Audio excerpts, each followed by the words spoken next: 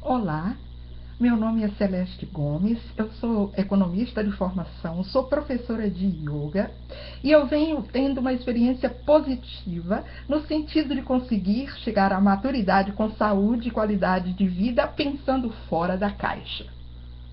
E eu gosto de contribuir para que as pessoas também consigam, fazendo escolhas inteligentes, chegar à maturidade com longevidade, com saúde, com qualidade de vida. Nessa minha caminhada para escapar da tendência hereditária de doenças crônicas da minha família pelos dois lados, eu venho estudando, venho aplicando, venho acumulando conhecimento com relação à regularidade da movimentação física, eu uso a yoga para isso, e também de alimentação. Eu aplico em mim mesmo com um resultado excelente e também tive a oportunidade de aplicar em outras pessoas. Durante algum tempo, eu forneci refeições para um grupo de pessoas. E a dieta era na base do equilíbrio yin e yang, na base do equilíbrio sódio-potássio, na base do equilíbrio acidez e alcalinidade. E eu vi diante dos meus olhos diversas pessoas terem os seus remédios suspensos pelos seus próprios médicos por terem superado esses problemas crônicos. Então, eu venho gravando essa série de vídeos porque é para a gente discutir essas questões das escolhas alimentares para a saúde. E eu gostaria que você fizesse comentários, dissesse que dificuldades que você tem, se inscrevesse aqui no canal, que é para a gente trocar ideias e aprofundar sobre esse assunto. No vídeo anterior que eu gravei, eu falei de que um alimento, bom para o nosso organismo, ele precisa ter a composição apropriada de carboidratos, proteínas, lipídios, que são as gorduras, vitaminas e sais minerais.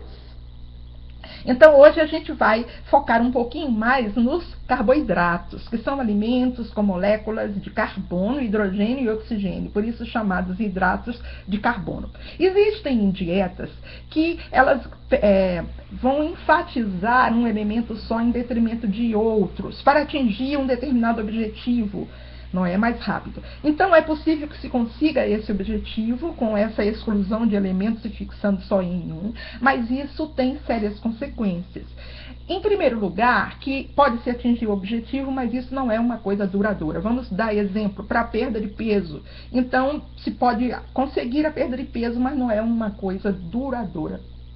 E outra questão é que também isso vai surgir problemas em detrimento da sua saúde. Então, você vai pagar um preço muito alto com relação à sua saúde. Não dá para manter isso por muito tempo. O ideal é que se tenha alimentação combinada com todos esses elementos importantes e imprescindíveis. O que acontece é que carboidrato, ele não é o vilão da história. A vilanidade, a vilania pode estar no processo de industrialização, nesses processos modernos para oferir lucros, de utilizar as coisas sem consciência, não é? E é preciso que se distinga, que se comece a fazer distinção entre carboidratos de boa qualidade e carboidratos de má qualidade, entre carboidratos simples e carboidratos complexos. Costuma-se generalizar, por exemplo, carboidratos. Um açúcar refinado de mesa é carboidrato, uma fruta como carboidrato. Você pega um arroz branco despolido, sem nutrientes, já retiraram bastante coisas, como carboidrato, e um arroz integral como carboidrato. Então, é preciso que haja essa distinção. Eu vou contar para vocês a história de um grande médico que foi Prêmio Nobel de Medicina em 1929, Dr. Ejikman. Ele é um médico holandês. Eu tinha aqui a foto dele, vamos ver se eu consigo encontrar.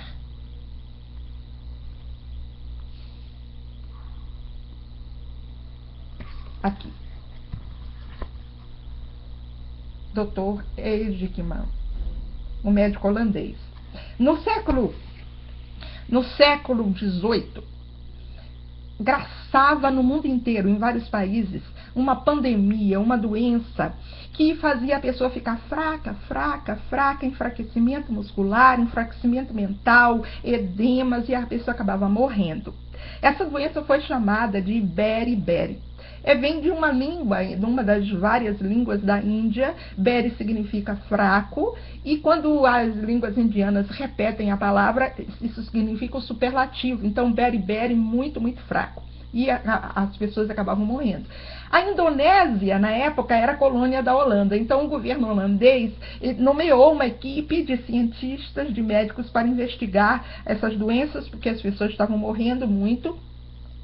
E o chefe da equipe era o Dr. Ejikman.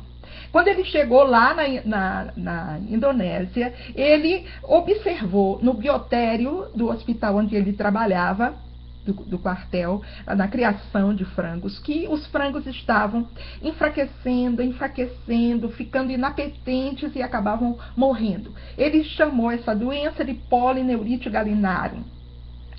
E ele observou que um grupo de galinhas que ainda não tinha morrido foram se recuperando e os sintomas desapareceram. Ele começou a investigar e chegou na questão da ração. Na época que a doença começou a graçar, ele observou que as galinhas estavam sendo nutridas com as sobras dos alimentos dos oficiais, onde se servia o arroz polido de melhor qualidade, como era dito. E ele observou que as galinhas que não morreram e que se recuperaram, houve uma mudança de ração, porque houve uma mudança no cozinheiro. E o cozinheiro que chegou, ele achou que era um desperdício oferecer para os galináceos os alimentos da mesa dos oficiais, e passou a oferecer para os galináceos os alimentos considerados inferiores, arroz despolido. Foi justamente quando os frangos se recuperaram. O Dr. Ejikman, ele ficou observando se aquela doença, que ele chamou de polineurite gallinaceae, era mesmo a beriberi que atacava e matava os humanos. Então ele começou a investigar. E nas prisões da Indonésia, 101 prisões com 300 mil presos, ele observou que em algumas prisões era servido arroz polido. E em algumas prisões era servido arroz despolido. E ele fez foi notificando os dados e observou que nas prisões onde se servia arroz polido era que dava a incidência da doença do beriberi. Ele fez mais um estudo assim, bem analisado com as galinhas, oferecendo arroz polido para um grupo e arroz despolido para outras. E o grupo para o qual foi oferecido o arroz polido foi o grupo que adoeceu, né? E morreu. Então, depois outros cientistas que seguiram a Ejikman chegaram a descobrir que o problema da doença era a carência de vitamina B, que depois foi chamada vitamina B1 ou tiamina, que está na película do arroz e que era retirada com a industrialização. E o que acontece? No Brasil também houve um acometimento muito grande dessa doença. Um médico famoso baiano, eu sou da Bahia, o doutor Francisco da Silva Lima, que era um médico da Faculdade de Medicina lá da Bahia, que era famosa, que tinha um grupo, a Escola Tropicalista Baiana. Ele escreveu uma série de artigos sobre o beriberi, a incidência de beriberi na Bahia. Eu me lembro, quando eu era criança, que a minha avó contava que a minha bisavó havia morrido de beriberi. Ela ficava muito fraca, com as pernas muito inchadas, e era levada numa cadeira carregada para a praia para tomar banho de mar, para ver se recuperava, e morreu disso. E depois, mais tarde, o Dr. Ejikman recebeu o Prêmio Nobel de Medicina por esse trabalho de descobrir a carência de vitamina B pela retirada da película do arroz. E também ele dividiu esse prêmio com o Frederick Hopkins, que descobriu sobre os elementos acessórios essenciais da alimentação, que são as vitaminas. Vita, de vida, amina, de acessório indispensável. Então, esse fato de nós termos assim a possibilidade de escolha não é? Como seres humanos responsáveis. Me lembra um poema de uma poetisa chilena, Violeta Parra, e ela canta a vida e a essa possibilidade sempre de escolhas que nós temos como seres humanos.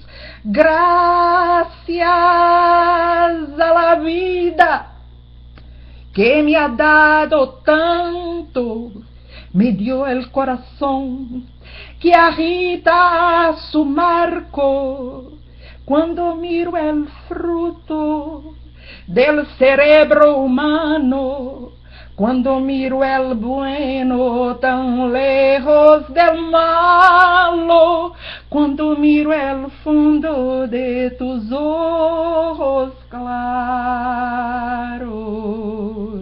Gracias a la vida que me ha dado tanto, me ha dado la risa y me ha dado el llanto. Así yo distingo dicha de quebranto, los dos materiales que forman mi canto, y el canto de ustedes que es el mismo canto, y el canto de todos que es mi propio canto. Gracias a la vida, gracias a la vida, gracias a la vida,